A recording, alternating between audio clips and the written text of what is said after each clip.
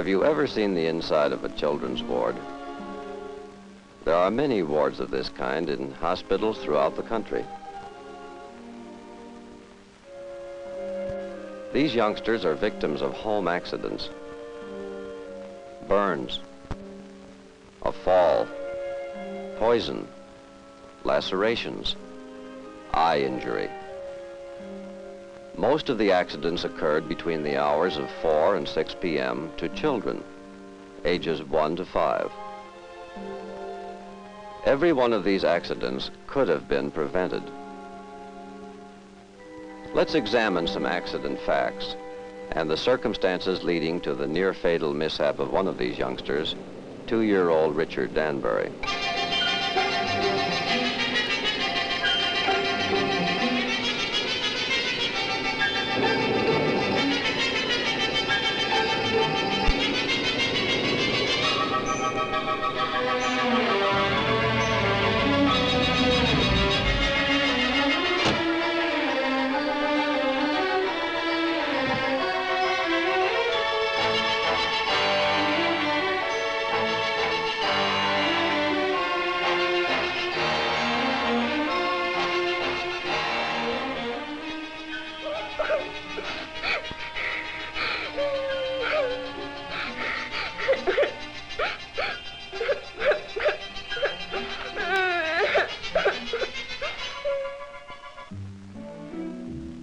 At the Children's Hospital in Boston, a research group recently completed a year study of its serious accident cases.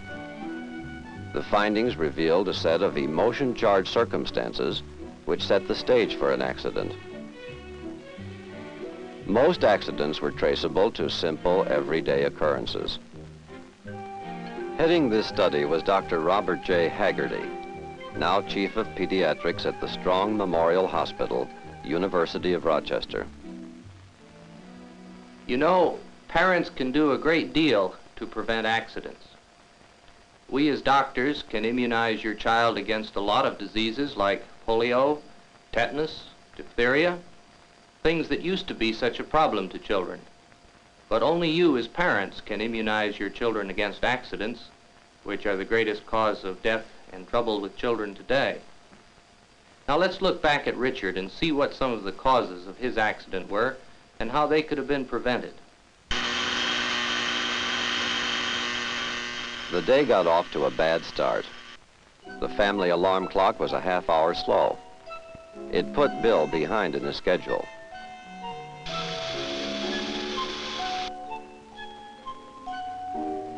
Luke, I've got to get out of here. I've got to be at the office at 9 o'clock. But you have to have some breakfast. I don't have time. Oh, all right. Pour me a cup of coffee. That's all I have time for. Bill, you'll have to forget the coffee. There isn't any. Make it juice. That'll be okay. There's just enough juice for the kids. How about some milk? I'll get something to eat when I get downtown.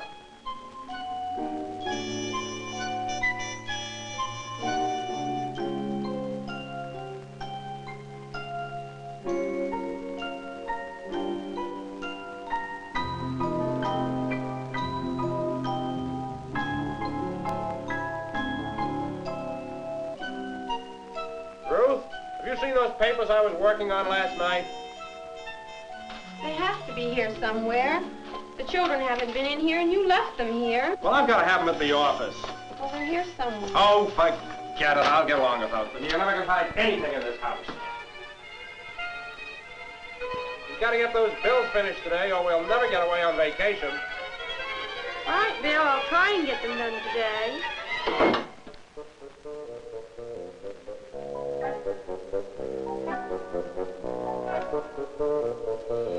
Kenny, hurry up! The school bus is coming!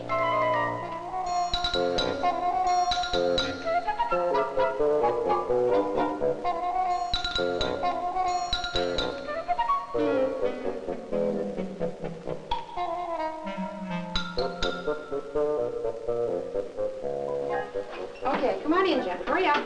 Get your hat on. Here's your lunchbox. Where's your hat? Come on, over here. Somewhere on the chair. On the chair. Well, put it on, quickly. Okay. And have you got your show and tell? Yeah. Okay, put it in your pocket. Freddie, go out and tell the bus driver we're coming. Be careful crossing the street and have a good time.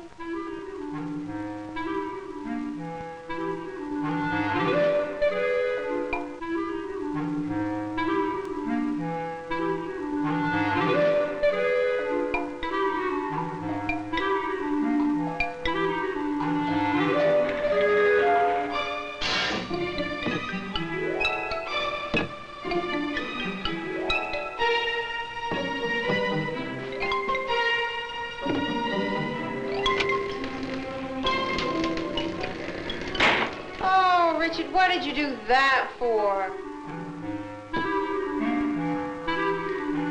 Ruth had no time to sympathize with Richard. There were clothes to be checked and packed for their vacation trip, bills to be paid, and the house to be tidied before her mother-in-law, a spotless housekeeper, arrived for a visit.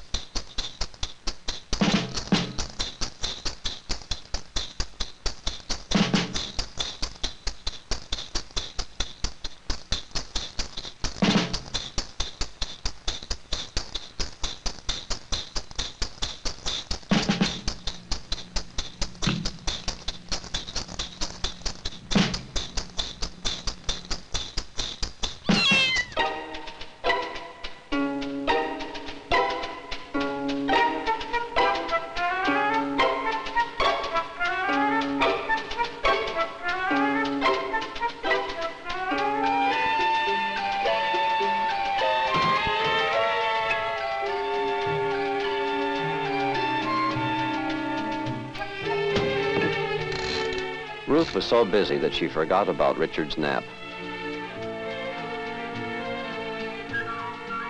He was so tired that he balked at letting Granny hold him. By the time Granny left, Ruth was behind in her dinner preparation and her tension was mounting.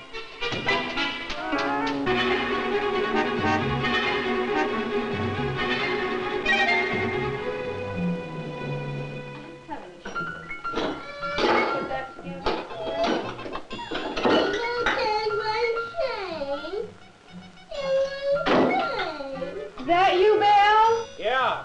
Dinner ready? Almost. It's kind of late, isn't it? Well, it's just been one of those days, and everything's gone wrong. Did you get those bills paid yet?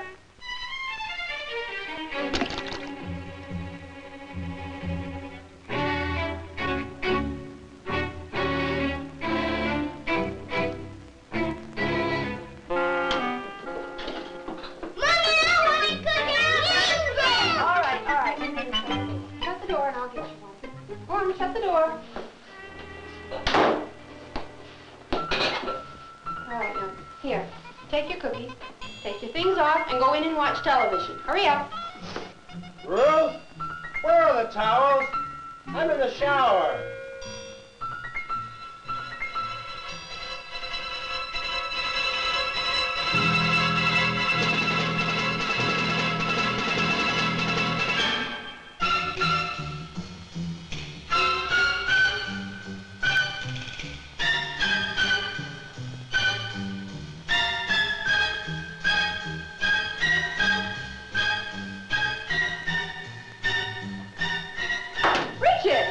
Richard, what have you done? Bill, call the doctor.